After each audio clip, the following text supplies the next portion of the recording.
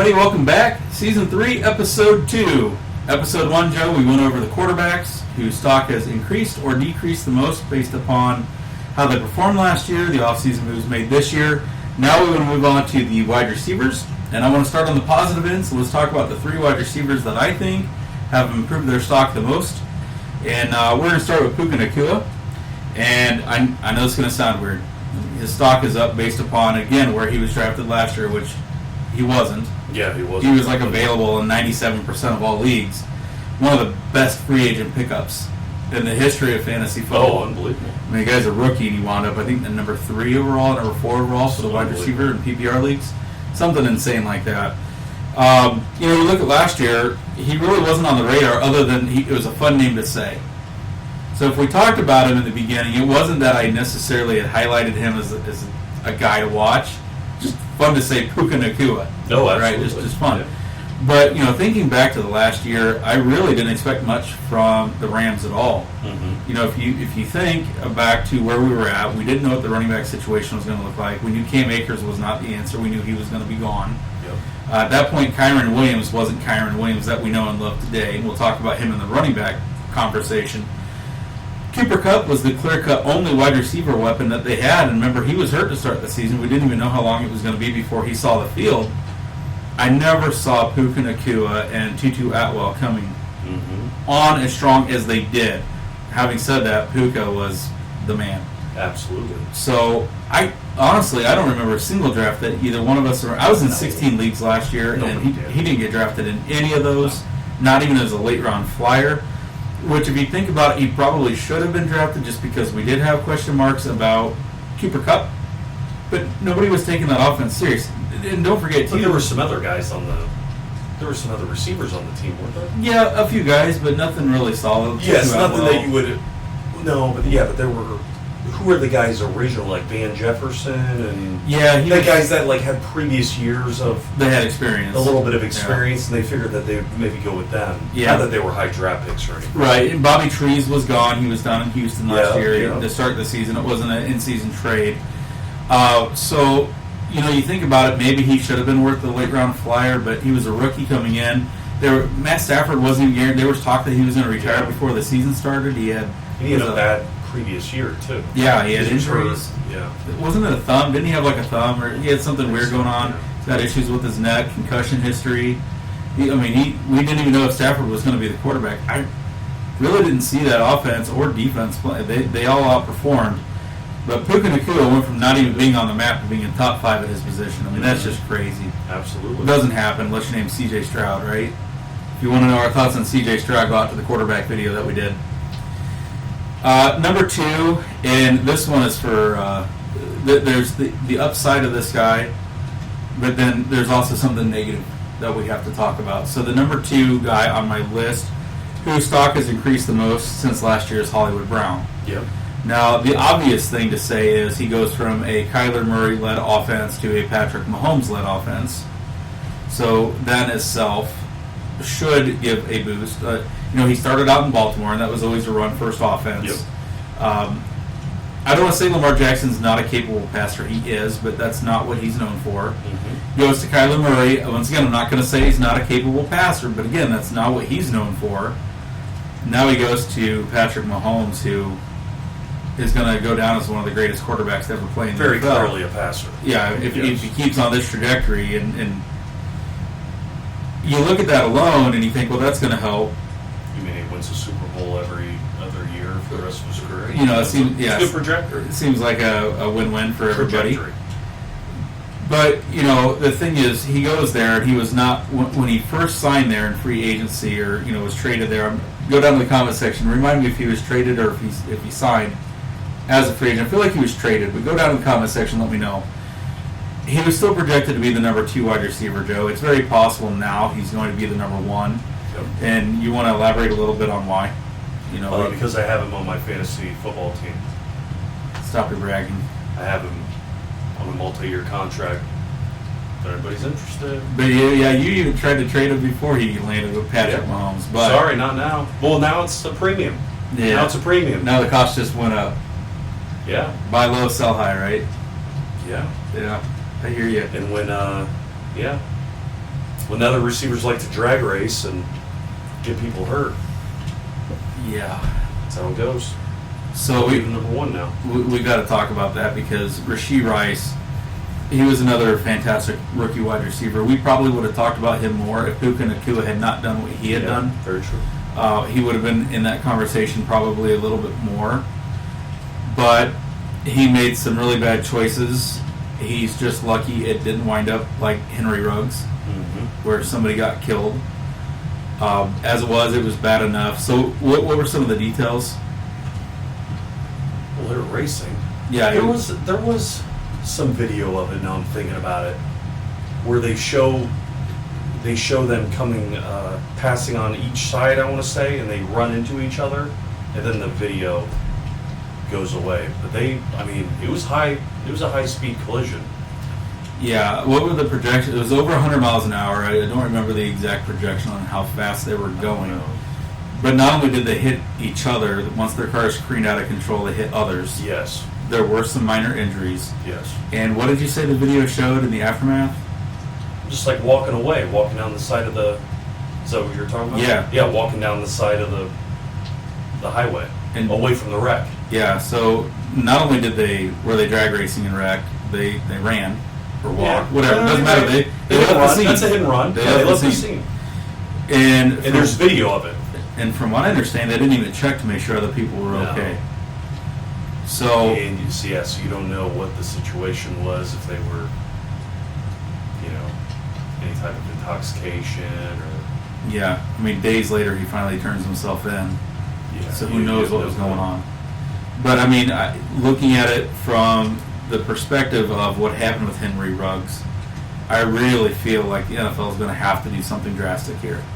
I don't know if he's going to be suspended for the whole season. I wouldn't be surprised if he was. Really? I think so. Because people could have died.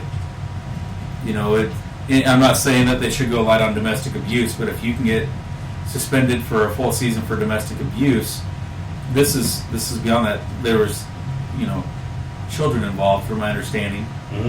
He could have killed a lot of people. Yeah, what I've learned from the NFL though is it's one thing to suspend somebody. It's another thing if there's video of it. Remember the Ray Rice situation? Yeah. It was a 3-game suspension. It was a 3-game suspension, and then all of a sudden, the video gets released of a grown man hitting a woman so hard she just, knocked her out right there, hit her head on the. She's lucky she didn't. She could have died the way she almost hit her head on the railing. But it's like they knew that she was knocked out unconscious, but there was no video of it released. And it's like, what do you think it looks like when there's a grown man, like an NFL level, a grown man in general, but an NFL level athlete hitting somebody? Yeah. What do you think that looks like? So when the video came out, everybody was like, "Oh, it's crazy." It's like, no, that's what it looks like. Yeah. And then that 3-game suspension turned into a lifetime, basically. Basically a lifetime. So we'll see how much more video comes out. That's my entire point of saying this. Yeah. We'll see how much more video comes out. The only reason that I have paused on what I think will happen is, Henry Ruggs, he'll never play in the NFL again. He was suspended, but he'll never play again because he's in prison. Right? He's not getting out. Do you know when he's going to get out soon? I don't. No, I think. How long is he? It was like a 20-plus year sentence. Oh, gosh. Okay. So it's pretty major. But, then you throw in the fact that you have Alvin Kamara on camera with a group of his buddies, his little posse, beating the ever-loving daylights out of a guy in Vegas. Now, maybe because it was a guy, it's okay. I don't know. I don't say it's okay. You shouldn't do that to anybody. And I still don't think that has been handled properly by the NFL. I don't know. The NFL is so inconsistent. I think they're going to want to make an example out of him. I do think if it was Justin Jefferson or, one of these bigger guys, Jamar Chase, CeeDee Lamb, it probably would not be as severe. But Rashee Rice was just a rookie last year, and this is a great opportunity to set an example. I would not be surprised to see him miss the entire season. And if that's the case, Hollywood Brown becomes the de facto number Oh, one. absolutely, yeah. Ruggs was sentenced to a minimum of 36 months and a maximum of 120 months. So a minimum of 3 years So that's where the with 20. parole, and then a maximum of 10 years. Okay, yeah, so the 120, that's where I was coming up with. That happened in 2021. Okay. So, So he we're 3 years in now. And he was really young when he got drafted. Mm-hmm. I think, depending on what they let him do in prison in terms of being able to run, I don't know. Probably Right. not, but maybe. I don't know. So, we'll see. I don't know. I wish that we were talking about Hollywood Brown fantasy stock up for just good reasons, but unfortunately we have to talk about what happened with Rashee Rice. But the number one wide receiver that I have, who I feel like fantasy stock has improved the most, and this is without question, and I know this is low-hanging fruit, but it's Drake London.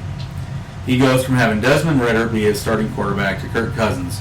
We already know that Kirk Cousins is completely capable of making incredibly fantasy-relevant players.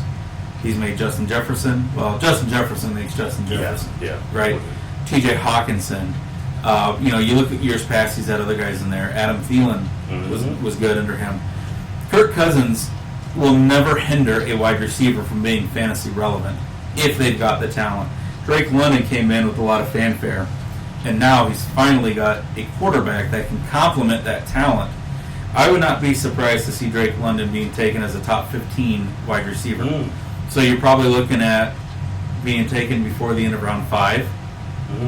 And we'll see. I mean, off-season reports, it wouldn't be surprising to see him go in round 3. Yeah. You know how the hype machine gets going right before Absolutely. as games break and we're getting into the preseason.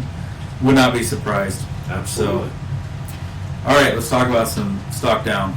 And for me, the wide receiver whose stock has fallen the most since last year is Justin Jefferson. Last year there was leagues that he was getting taken first overall. It was either him or Christian McCaffrey. Every once in a while you'd see Jamar Chase sneak into that spot. I don't have Justin Jefferson in my top 5. In my way too early rankings, I got him at number 8. And I know that sounds crazy, but you're either looking at Sam Darnold or a rookie quarterback passing to him. So you don't know what you're going to get there, right? On top of that, you've got Jordan Addison and T.J. Hawkinson once he comes back from his injury, who are both going to command targets. And let's not forget that they went out and picked up Aaron Jones after Green Bay released him, who is going to command targets out of the backfield. There's only one football, and you've got 4 viable options with either Sam Darnold or a rookie quarterback. And I don't, as prodigiously talented as Justin Jefferson is, this reminds me a lot of last year with Garrett Wilson. Garrett Wilson was taken as a top flight. I mean, he was getting taken at the end of the first round, beginning of the second round. I took him. Yeah, a lot of people did. I did too. So it's reasonable with Aaron Rodgers. We didn't know Rodgers was going to make 4 plays into the season, was going to make an early exit. Of course.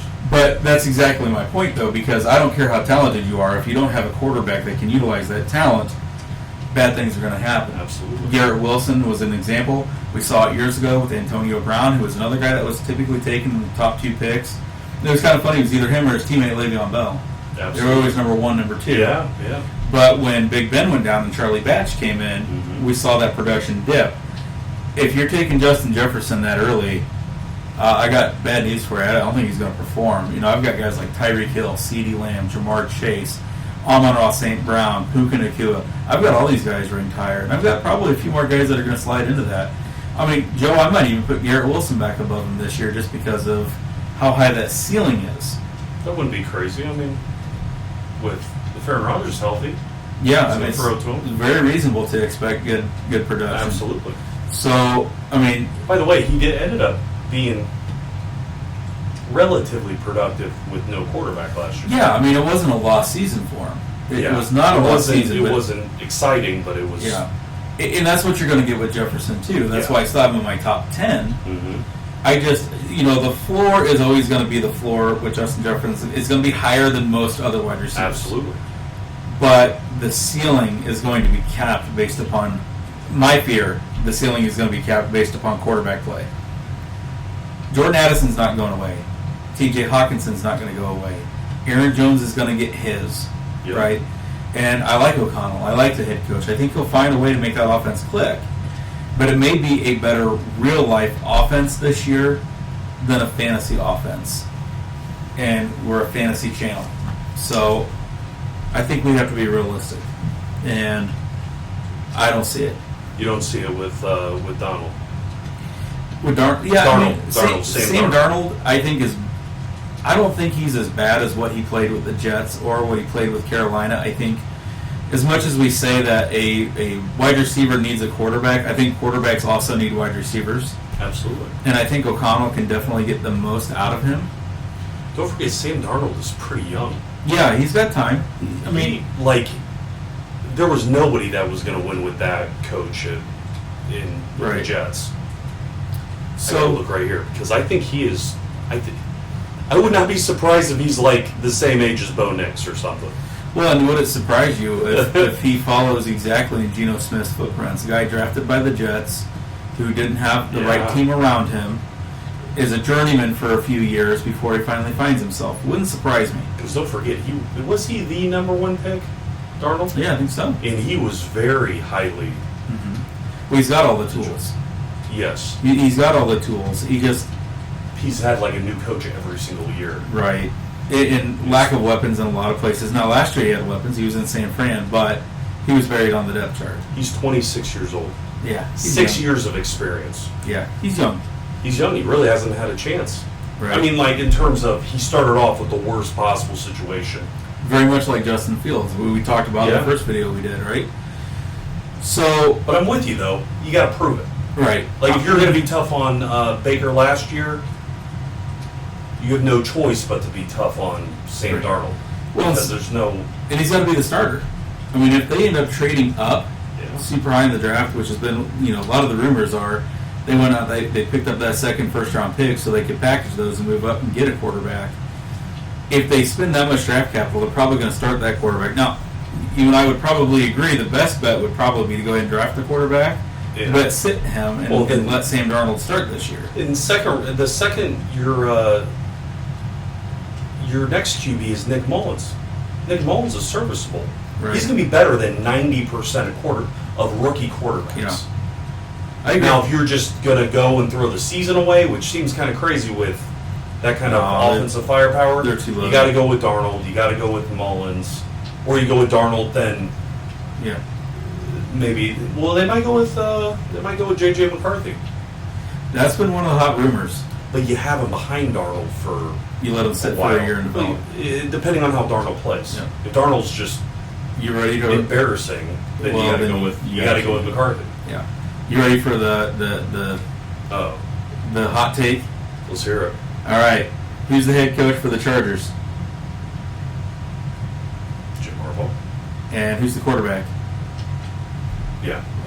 Herbert. Herbert gets traded to the Minnesota Vikings, and Harbaugh goes out and drafts J.J. McCarthy. Interesting. That's not. I could see that. The Chargers spent the entire offseason offloading contracts, right? Yeah. That's how the Bears got Keenan Allen. Mike Williams is gone.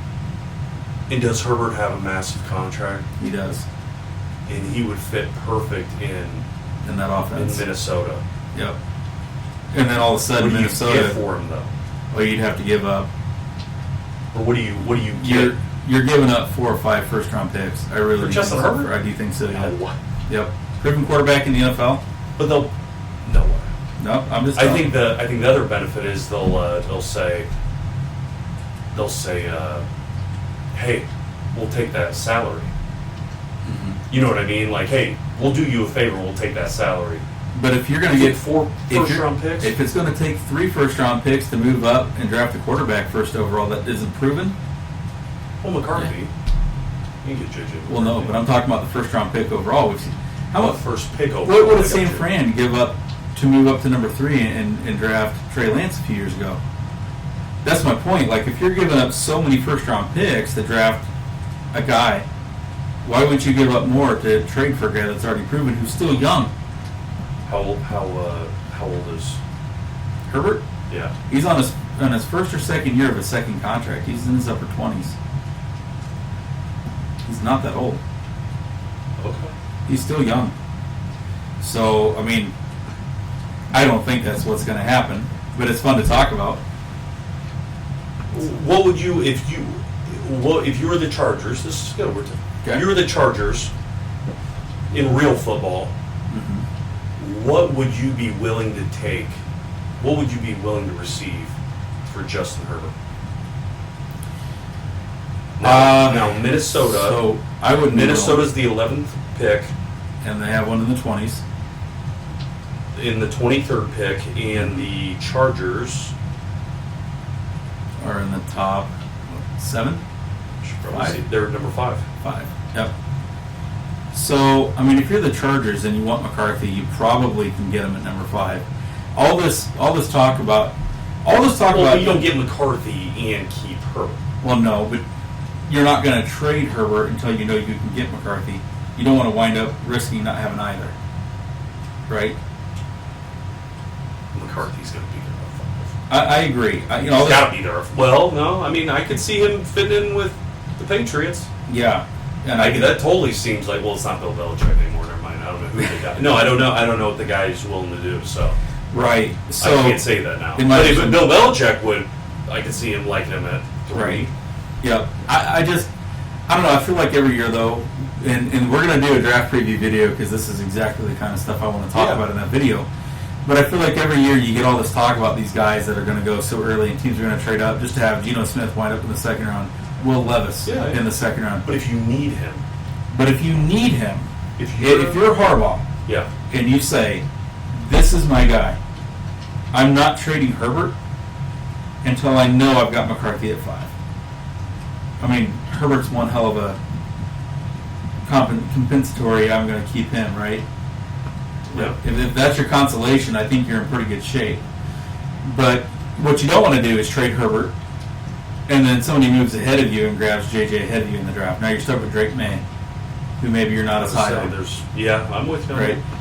I don't know. It's fun to talk about, but Justin Herbert, 5 years, $262 million. Big contract. So I'm going to ask you, what are you willing to take? Minnesota, if you're the Chargers, what are you asking from Minnesota? Okay. What's the minimum? So I'm going to look at his stats and I'm going to be like, okay, this guy's been in the NFL for 4 years. And in 4 years, he has thrown for 4,300 yards, 5,000 yards, 4,700 yards. Now last year he only threw for 31, but he was injured. Yep. Right? So I'm looking at a guy here who, and throughout the year he was injured. His worst year was his rookie year, where he threw 4,300 yards, 31 touchdowns, and only 10 interceptions. I'm giving up 5 first-round picks if that's what it takes. I'm not kidding, Joe. If it's going to take up, if it's going to take, record, you can't blame him for that. You can't blame the quarterback for not when your offense is throwing up over 30 points a game and your defense is giving up 40. That's true. What more can you ask? You know, look at. That's true. You know, you look at the Dan Marinos of the world. That What's never the minimum you're willing to? You're going to say to Minnesota, you got to give me 4 first rounds. If I went, so this is it from the Chargers. Yeah. What is the minimum? You know you want to get rid of them. Okay. The minimum is if I'm only getting 4 first rounders in return, you're picking up the contract. Minnesota's taking the entire. You're only getting 4 first rounds. Mm-hmm. That'll never happen. I wouldn't be so sure. People are willing to give up 3 just to draft a guy. If you're the Chargers, the talk was you do that every single time. Right. If I'm Jim Harbaugh, and you're going to give me 5. If I'm Jim Harbaugh and you're going to give me 4 first-round picks, rumor has it, I'm taking it. Rumor has it, Joe. The Bears were offered 3 first-round picks and 2 seconds to trade out the number 1 this year for another team to grab Caleb Williams, and Ryan Poles turned it down. That is ridiculous. That is horrible. If that really happened. Can you imagine if we had that and had Justin Fields? It's no brainer, right? But that's how much these franchise quarterbacks mean to these teams. Yeah, I'm not saying I agree with it, Joe. Yeah, I'm not saying I agree with it. 260. But you're putting me in their shoes. But I mean, I'm getting rid of Justin Herbert in that contract for a first round this year, the number 13 pick that Minnesota had. 11. Yeah. In next year's first round. No. I'm saying that's what I'm doing, and you get the entire contract of that $260 million. If I am the Chargers, That's what I'm doing. Okay. Now, if you can get 5 first rounds, that's pretty sweet. But I'm saying at minimum, I'm getting rid of that $260 million contract. But Joe, moving forward, it's not going to be a shocking number for quarterbacks. Dak's contract is over $60 million. That's the cap hit. Over $60 they're million not for going to Dak. win. But I'm just saying, that's the way the league's going. Something's going to have to give where the quarterbacks are taken out of the cap. You got guys like Patrick Mahomes No, that I were think it's good that they're in the cap because it ruins teams. Well, and it's going to continue. But that was part of the reason that the Bears wanted to go ahead and trade Fields, because he was going to come up for his contract, and they didn't want to pay him that money. Yeah. So that's why I thought Gardner Minshew was such a steal last year. 1 year, $3 million, and he goes to the Pro Bowl. Yeah, and now he's probably going to end up being the starter for the Raiders. Yeah. So if you got a guy like Devontae Adams on your team, you got to be happy. So it's kind of crazy. And then you have two, because Michael Pittman had the best season of his career last year. Yeah.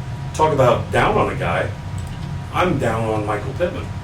Got paid big money. Mm-hmm. Anthony Richardson's not going to throw him the ball. No. He's going to throw him the ball, but he's not going to, not fantasy wise. Yeah. Anthony Richardson is not. You know who he reminds me of is a lot like Lamar Jackson, where he's going to have his own fantasy value, but he's not going to elevate. When was the last time that Baltimore had a very fantasy relevant wide receiver? I mean, Right. The best argument maybe Zay Jones last year, but that's weak if that's the best. Yes. Right. I'm with you on that. But going back to Herbert, though, just to put this in perspective, in 4 years he's passed for over 17,000 yards and 114 touchdowns. That's great. And unfortunately, that's the way the league's going. All right, let's get back to these wide receivers, though. Got off on this diatribe. 262. It's not even the biggest quarterback contract out there. Five first round picks. Not even the biggest out there. Crazy. Go down to the comment section. Let us know what you think. What would be the starting cost if you are trying to trade away Justin Herbert? Sounds like you're Joe, you're hoping they do. You're hoping Minnesota does that because you're a diehard I'm a Bears fan. But I'm just telling you, if More teams are willing tired. to trade 3 first-round picks just to draft an unknown rookie, the price is crazy. going to be higher for a proven veteran. Contract be damned, because that $25 million a year is not a huge quarterback contract by today's standards. No, it goes. It's 15, 24, 36, 47, 40. But I'm with you. Okay, There's guys that are but there's guys out there paid even more. like $50 million a year. Yeah. I'm with you. Yep. All right, so stock down number 1 for wide receiver. Now that we're back on track, Justin Jefferson. Numbers 2 and 3. I'm going to put both of these two guys together, and I would just like to say, from a real life perspective, I think these guys are going to be fine. But from a fantasy perspective, they're going to be dealing with a rookie quarterback, and they're going to be dealing with each other. And I'm talking about my beloved Bears. DJ Moore and Keenan Allen are both in the top 3 for fantasy stock being down. And again, it's not because they're not great players. They are both fantastic players, but you're probably looking at Caleb Williams being the quarterback. So now we've got a rookie. Mm-hmm. We've got 4 guys that are going to command pretty decent target shares with the rookie. DJ Moore, Keenan Allen, DeAndre Swift, and Cole Kmet. Right? One football. You know, this is the same thing that we talk about with some of these other guys. There's only one football, and you're dealing with a rookie that's got to distribute that one football to all these guys. Now, if I had to give an edge to one guy over the other guy, I think Keenan Allen's stock is higher than DJ Moore's, because DJ Moore is really good against man coverage. But typically rookie quarterbacks tend to hesitate. They need to see it. And that's where Keenan Allen has probably got the advantage, because he's just that wily veteran that has always had a knack for finding the open spot in the defenses. He just knows how to get open.